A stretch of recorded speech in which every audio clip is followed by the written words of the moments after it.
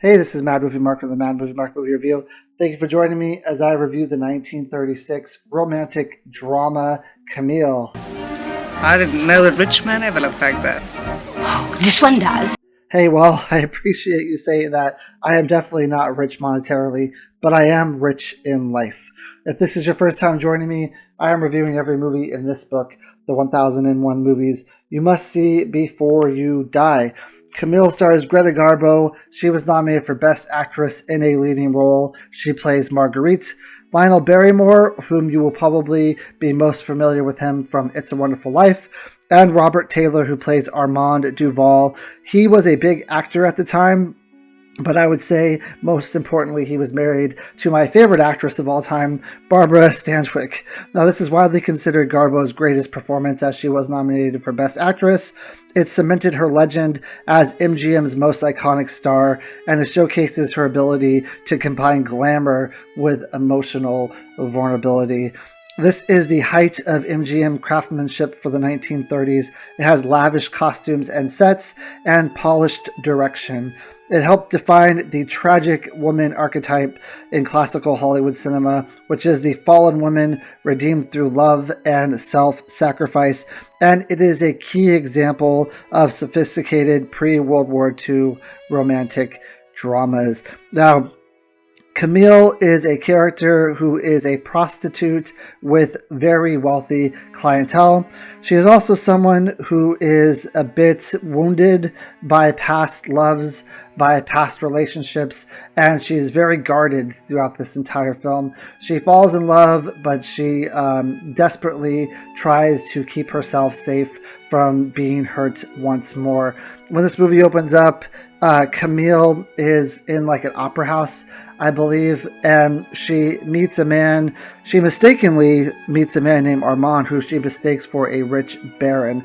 Now, once she finds out that Armand is from a nice family but is not wealthy, she goes straight to the baron to kind of chat it up with him. Like, as I said, she is a prostitute with wealthy clientele. Now, eventually, though, Armand does take a liking to Camille and does pursue her romantically. This is kind of the push and pull of the movie. She is falling in love as well with Armand. He is basically the only one who's there for her whenever she needs help, whenever she needs someone. She is also slowly dying of tuberculosis in this film. There's scenes where she has coughing fits, and when she really needs someone by her side, the only person who is by her side is Armand, but she desperately tries not to get too close to him. Now, eventually, she does fall in love with him, and she does open herself more to him and allows him to steal her heart, essentially. But she needs the money and she needs the financial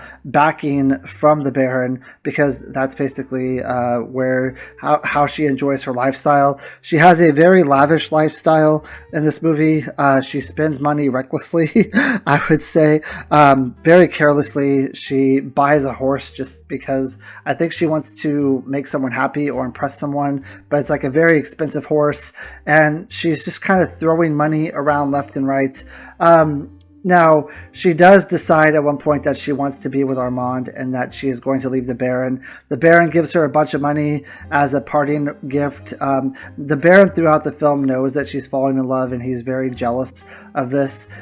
He sticks with her, though. He tries to pursue her. He tries to keep this relationship going, the relationship that they have. But he knows that she is falling in love with Armand. Now, Armand's father, who is played by Lionel Barrymore, does not want this relationship to happen because he's afraid that with her past of being this prostitute, that it will ruin his son's chances in life of getting a good job, of becoming a professional person in life. So he basically tells her that this relationship can't happen and that she has to break it off. She reluctantly agrees, and she breaks off the relationship, and she basically decides that she's never going to be with another man again. Now, towards the end of the movie, she is dying of tuberculosis, and she's in bed. She's bedridden, and again, Armand is the only person who comes by her side. At first, she is not. She is told that he is there in town because he eventually leaves town, and she's told that he's in town, but he has not visited her yet. So she's very depressed by this. All she wants in life is to be visited by Armand and to be loved by Armand, and because it's the only person she ever really loved. It's the only person that never hurt her. He always went back to her, and he always was there for her when she needed him. So all she wants is to see him in her last days, and eventually he does come by, and she gets out of bed and she decides that she wants to like go out with him and have fun like they used to, but she's not physically able to do this anymore, and it leads up to a really great dramatic scene at the end where her and Armand are talking. And I think at this point is probably the best acting for me that she does in this film is at the end, though she is an incredible actress, and the whole movie she just does an amazing job. Her and Robert Taylor both they have a lot of chemistry together. They're very good together. It's a very believable relationship, and it just goes to show you, especially I think on Armand's end, that he loves her deeply, and even though the love isn't being returned, he still will always go back to her because he feels like that's his one true love. That's the one person he wants in his life, and he just doesn't want anyone else. So it doesn't matter how much he's hurt by her. It doesn't matter how much she kind of tosses him away or tells him to get lost. He's always going to be there because he always has those feelings for her. It really is a great love story, I feel like.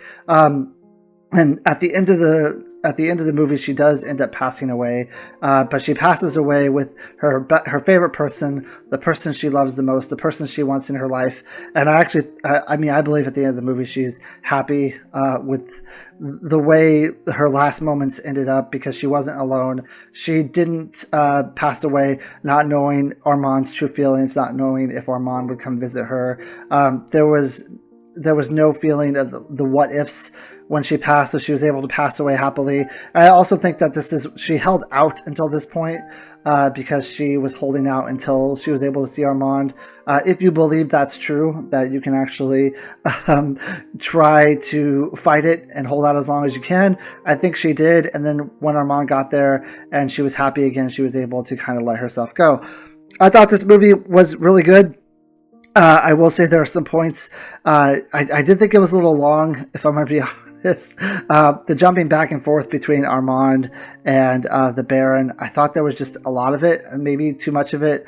I thought it could have been a little bit shorter. I prefer her performance in Queen Christina. I thought Queen Christina was all around just a better movie. But this one is a great love story. The ending really makes it. I kind of struggled a little bit through a lot of this movie. I'm not a huge period piece person. I'm not a fan of them, really. And I struggled through this one a little bit. It just, it kind of dragged for me, even though I thought the acting was great. The set pieces are fantastic. The connection, the chemistry between both of them is fantastic, amazing. I did think it dragged a little bit, but besides that, the ending I think is where it really kind of puts itself on another level. It kind of catapults itself ahead of other movies just because of how beautiful, how touching, how endearing their relationship is at the end, and it really proves that they are made for each other, and these are two people who should have been together forever. Anyway, I thought it was a really good movie. I've never seen the movie that actually won Best Actress. I have it written down, but I think it's Good Earth. Louise Rayner won it for Good Earth. I've never seen it, and I have no idea who she is, so I can't say that Greta Garbo should have won Best Actress. I think that she was good enough to win Best Actress in this film, but I would have to see The Good Earth, and I would have to see Louise's performance in that to really compare the two. But Greta Garbo was absolutely amazing. It's really sad that her career ended early because she wasn't a fan of the limelight. She wasn't a fan of the stardom. She wasn't a fan of being a movie star. So she kind of retired early. I think she only made 2 or 3 movies after this. or 2 or 3 really big movies after this. So her career ended in like 1941 when she was super young, which is sad because she could have gone on and probably won dozens, or at least 2 or 3 Oscars with how her career was going and how great she was. But it's not what she wanted. Anyway, I think this movie is really good. I'm going to give it an 8 out of 10, though I did like Queen Christina better. I hope you join me next time when I review a movie called Things to Come. Thank you. Have a great day.